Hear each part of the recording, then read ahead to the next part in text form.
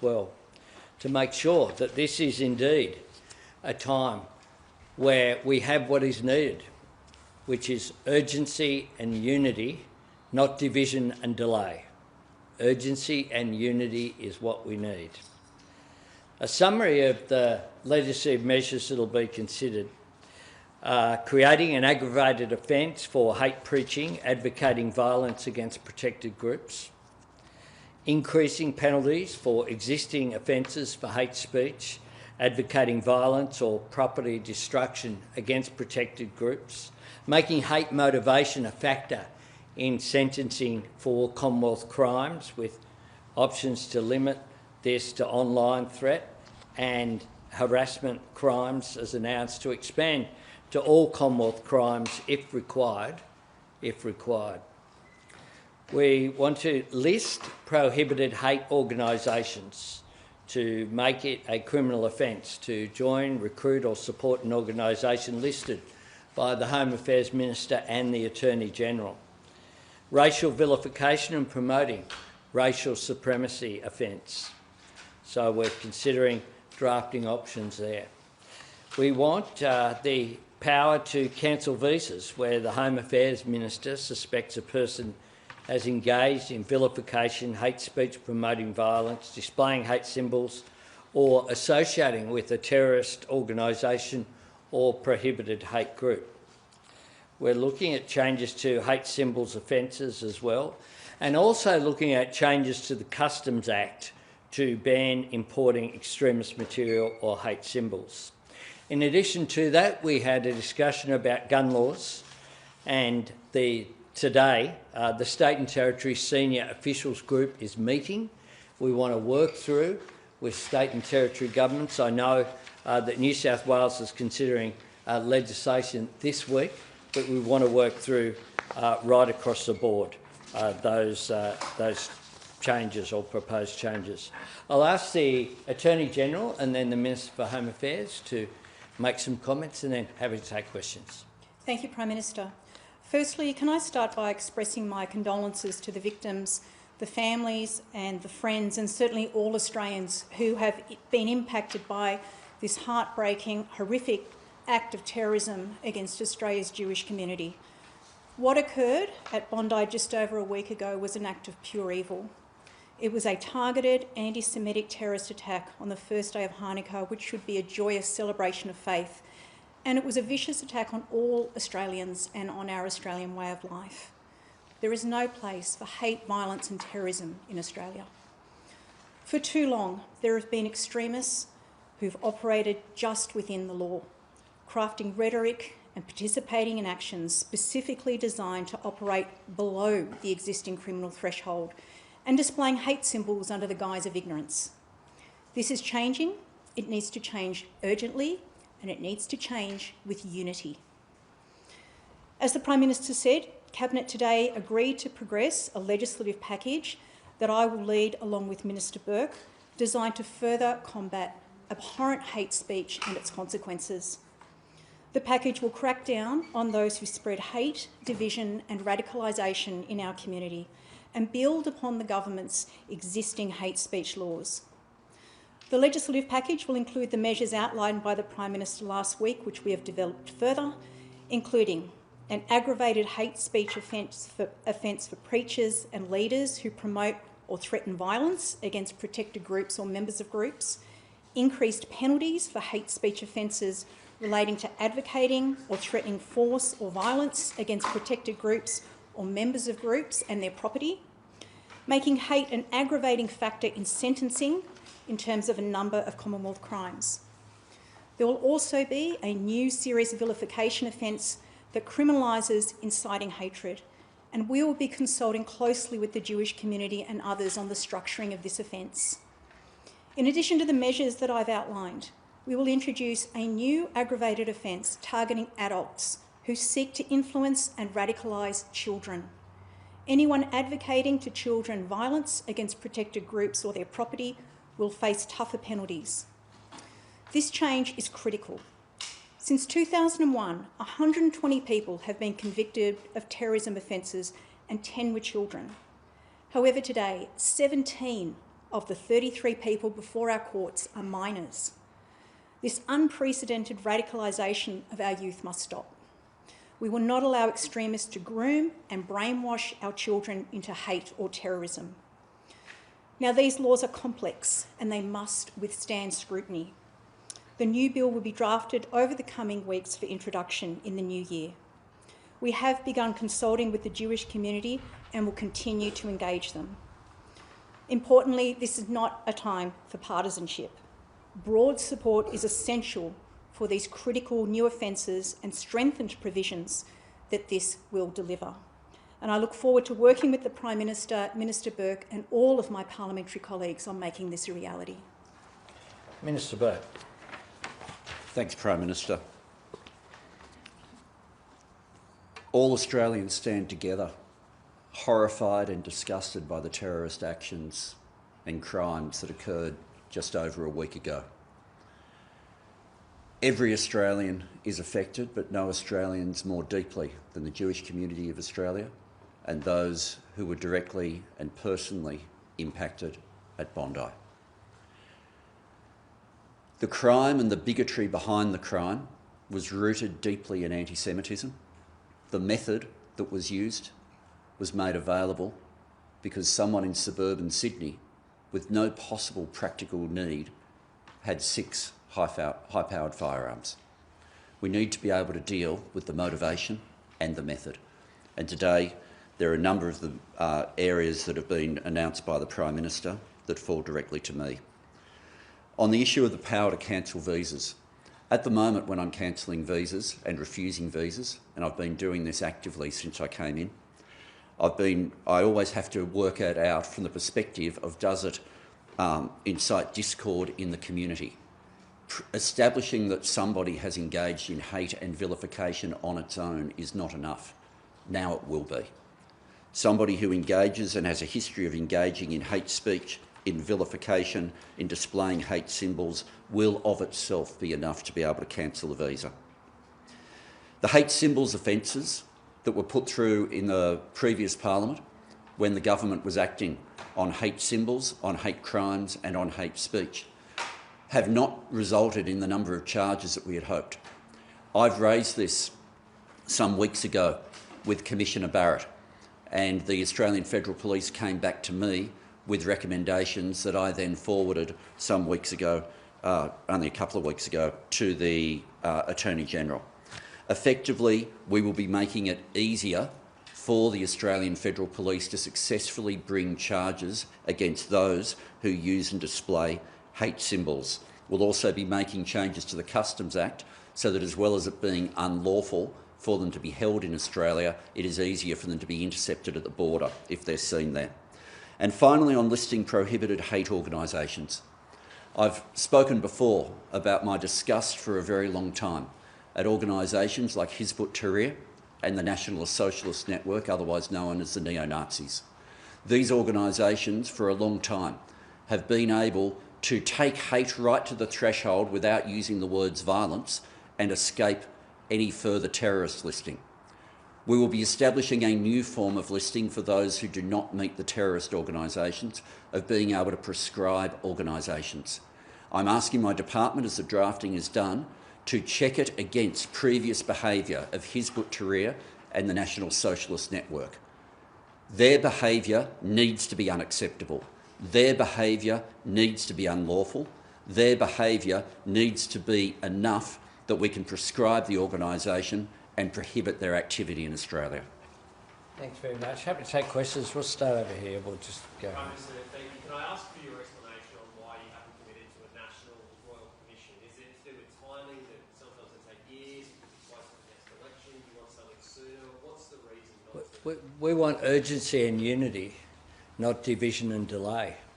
We have commenced already the Richardson Review.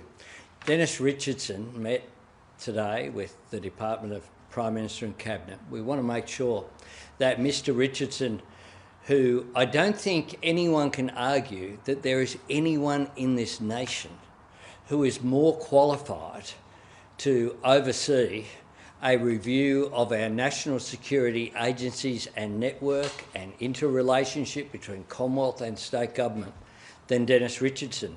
We wanted him as well to have input into his terms of reference, and that is why that work began today. The New South Wales Government have announced a Royal Commission, and the federal government will cooperate fully with that. But Prime Minister, people like the former Chief Justice, Jewish community leaders, the opposition, civil society leaders say that a national Royal Commission would give extra weight, especially considering this is the biggest loss of life in Australia, the worst terrorist attack in decades. Why are they wrong?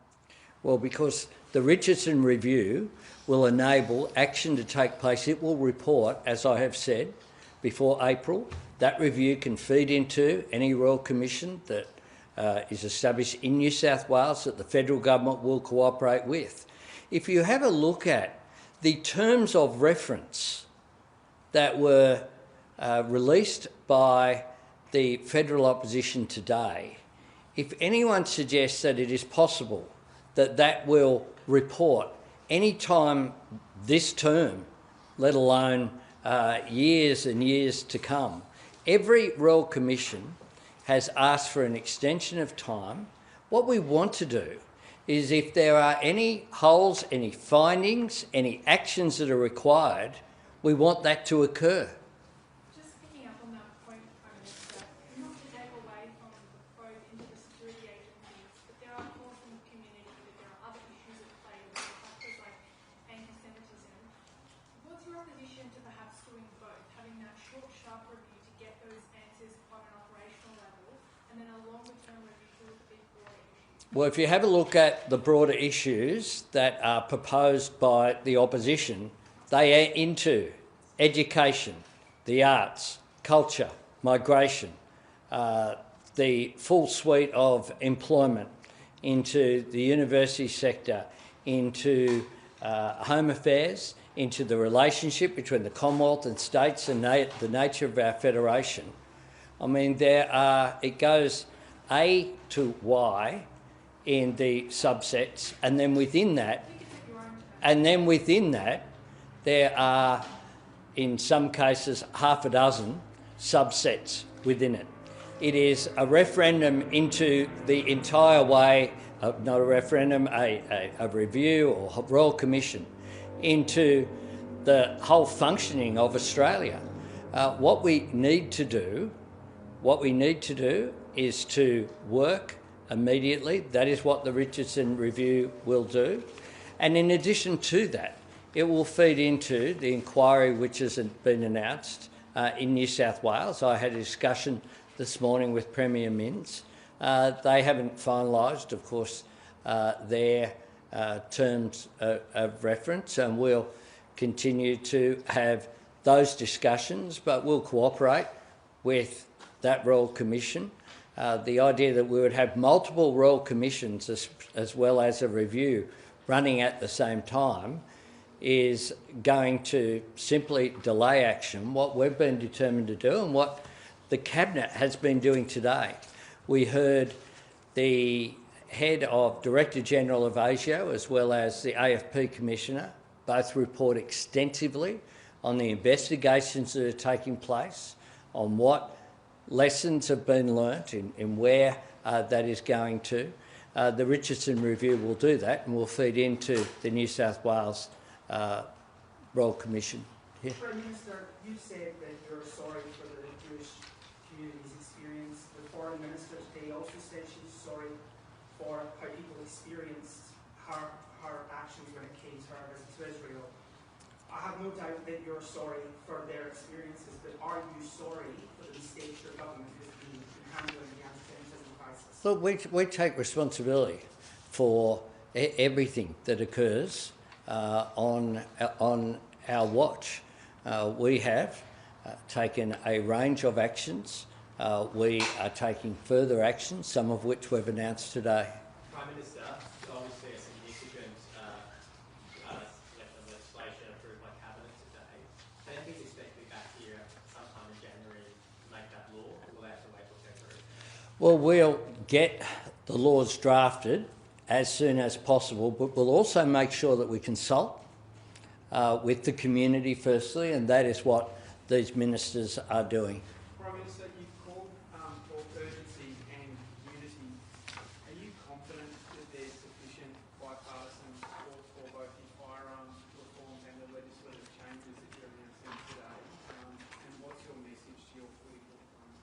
My message is that this is not a time for partisanship. This is a time for national unity.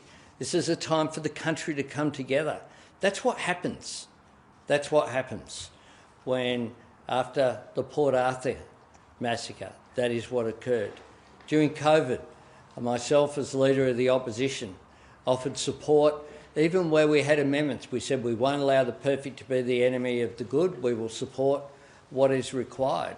This is a national interest test, and I think people will make their own judgment about whether partisanship is being evident at the moment. Prime Minister, there's been members of your caucus who have said a National Royal Commission is needed, that a New South Wales one just won't go far enough. Are they wrong? Is that not your view? Well, a Royal Commission can give consideration to whatever the terms of reference are, and the Commonwealth will cooperate with that Royal Commission. PM, you touched upon gun reform. Just a couple more, yeah. In your opening preamble, just wondering what you mean by that, and are you concerned about the split that's occurred in the New South Wales coalition over gun reform there as a precursor to what may occur nationally? Well, look, there was support for, to go back to Port Arthur, and I was in this place. One of the things that happened there was that not just John Howard took action as Prime Minister, and he deserves credit for that. So too does Tim Fischer, who was at the time the leader of the National Party, but so too does Kim Beazley, who offered that bipartisan support. The Parliament came together. That's what Australians wanted to see then, and it's what Australians want to see now. And to go to that question of bipartisanship, the coalition, some of the coalition have suggested that the Bondi terror attack was linked in some way to your government's recognition of the state of Palestine, of anyone who want to visit some of the site in the Hamas massacre of 27. What's your response to those sort of claims? Look, I have tried, as you will have seen, and some have been critical of me avoiding partisan comments this week. I'll continue to do so. But it is very clear from the evidence which has been got, some of which now, more of which is now into the public arena due to the police statement relating to the charges, that this was an ISIS-inspired attack, that we know that ISIS is an ideology, a perversion of Islam that essentially doesn't agree with any recognition of nation states, seeks a caliphate.